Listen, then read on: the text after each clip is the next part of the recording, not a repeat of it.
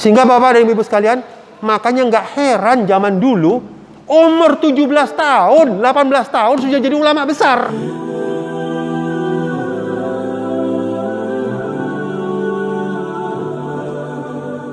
Inilah filosofi yang dipakai dalam pendidikan Islam.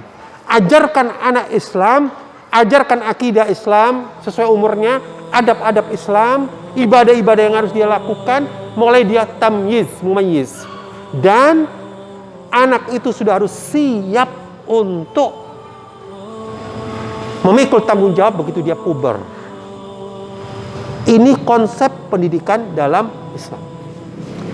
Berapa tahun masa pendidikan Kutab itu dijelaskan oleh Al-Qabisi bahwa saat itu pendidikan itu kalau pada kalangan anak-anak yang cerdas sekali, maka dia biasanya 3 tahun 4 tahun sudah selesai.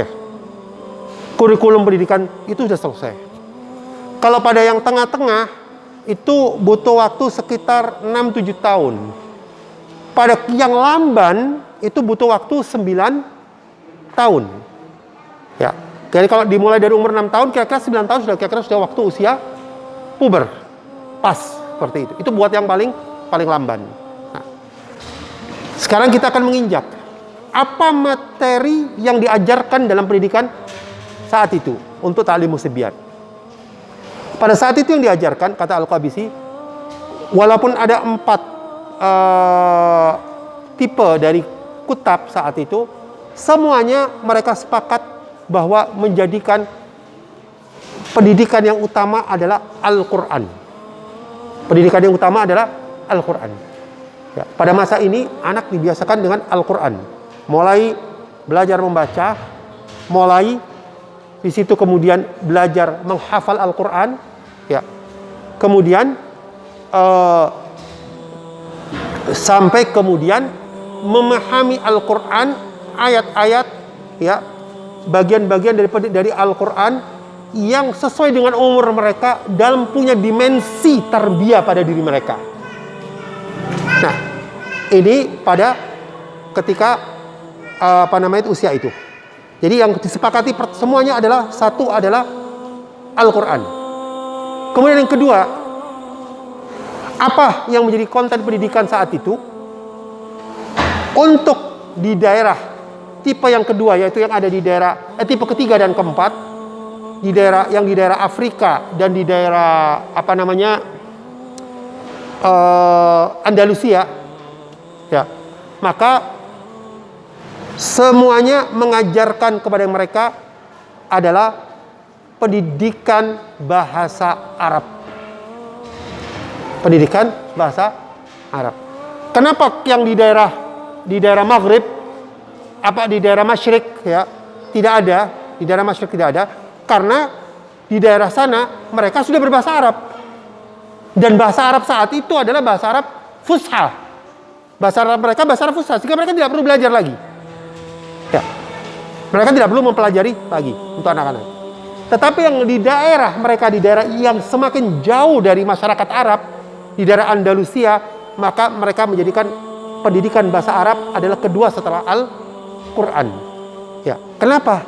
Karena mereka betul-betul faham bahwa sesuatu yang sangat sulit sekali seseorang bisa memahami agama ini dengan baik tanpa dia mengerti bahasa Arab. Bagaimana dia akan mengerti Al-Quran? Bagaimana dia akan meresapi Al-Quran? Bagaimana dia membaca hadis mengerti? Bagaimana dia membaca kitab-kitab para ulama mengerti? Apabila dia tidak memahami Al-Quran. Maka kemudian hal yang kedua adalah apabila dia tidak mengerti bahasa Arab, ya, maka kemudian diajarkan konteks yang kedua adalah bahasa Arab. Kemudian yang ketiga yang kemudian menjadi diajarkan di tengah mereka adalah ilmu yang mereka butuhkan dalam keseharian. Maka diajarkan kemudian apa? Khat, menulis bahasa Arab yang bagus. Kemudian diajarkan kepada mereka apa juga? Ya, diajarkan kepada mereka adalah ilmu berhitung. Ilmu berhitung. Kenapa? Karena dalam kehidupan ini kita tidak akan lepas dari berhitung. Ya, semuanya membutuhkan berhitung.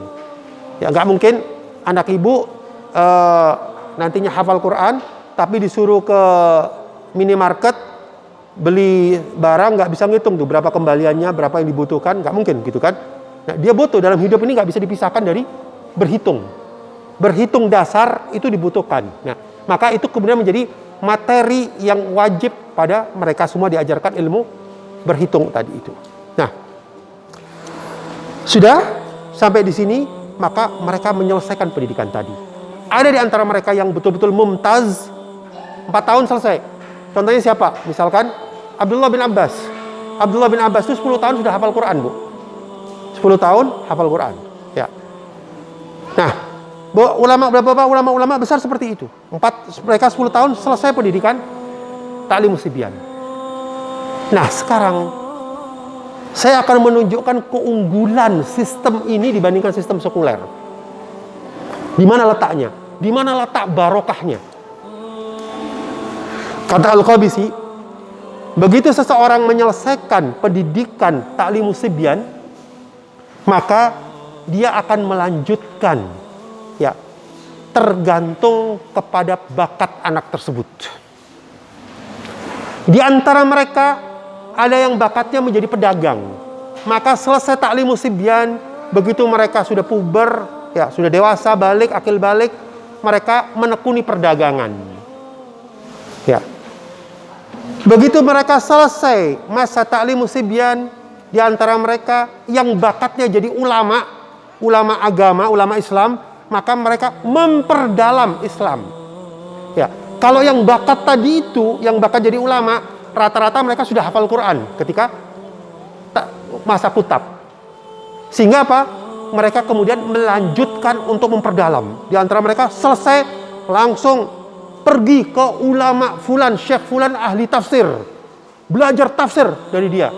Selesai sekian tahun, 2 tahun mengambil ilmunya ahli tafsir, belajar pergi ke syekh fulan ahli hadis. Belajar hadis sekian tahun di ulama fulan. Selesai jadi ahli hadis. Berangkat ke ulama fulan, belajar fikih di sana. Fikih Syafi'i, Syafi'i Hambali, fikih. Selesai mereka menjadi seorang yang faqih.